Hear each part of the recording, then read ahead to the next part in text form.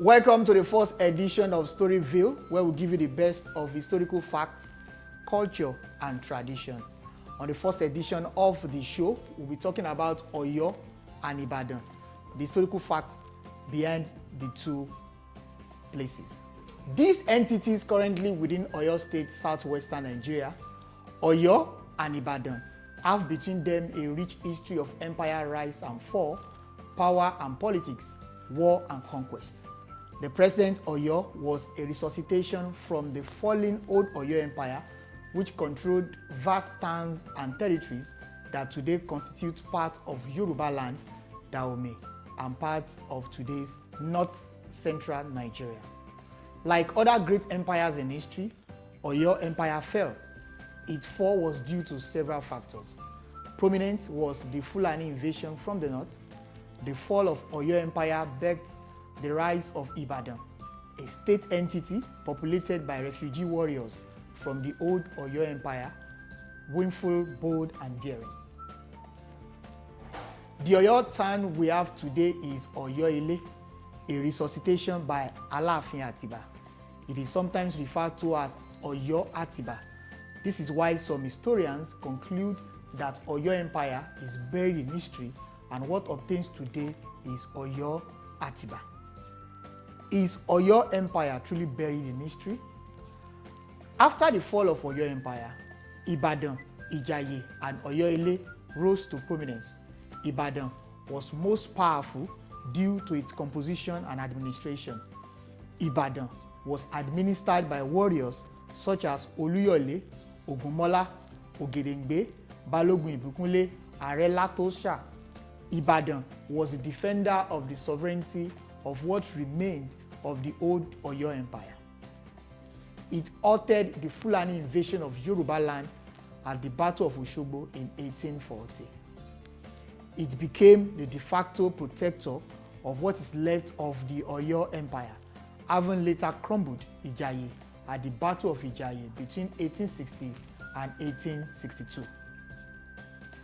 Although the Alaafin of Oyo Ile exercised political power, Ibadan wielded the military power that gave reference to Oyo's political authority. This bred clashes of interest between Ibadan and Oyo. While Oyo Ile was de facto for political authority, Ibadan held the military power and deterrence that consolidated the authority. Ibadan expanded and subjugated other towns. It became military power to such extent that other societies had to form a military coalition to counter its expansionist agenda. This led to the Ekiti-Parapor War, fought for 16 years. The war ended at the intervention of the British, whose colonial interest was hampered by the unending conflict. But while as the hegemony tussle between Ibadan and Oyo lingered, the collapse of Oyo Empire gave rise to Ibadan as a military power. Oyo Ile, which succeeded the old Oyo, was sustained militarily by Ibadan.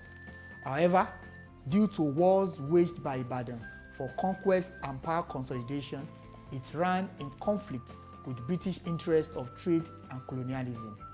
Hence, during colonial rule, British colonialists returned political power to Oyo Ile. Oyo was given power to appoint Baale in Ibadan, and later to sanction the appointment of the Olubadan. This was a strategic move to tame the already vast and powerful Ibadan state. So what happened after the end of colonialism? With the chief law and the local government reform of 1976, Ibadan and Oyo are now administered under state laws on local government and chieftaincy titles.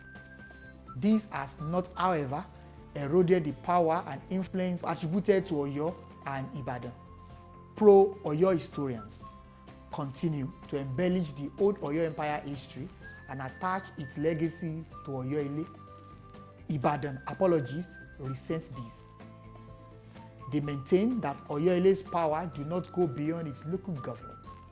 However, worthy of note is that the Alaafin of Oyo is still widely regarded as first among equals in the hierarchy of monarchy in Yorubaland, rivaled only by the Oni of Ife. Does this explain why Alaafin of Oyo wanted to shake hands with Olubadan of Ibadan and why the latter declined the handshake? The dominance of Ibadan in contemporary Oyo State politics is well spelled out and documented. Since 1999, Ibadan has produced all governors but one to lead Oyo State, with Alao Akala from Ogbomoso the only exception.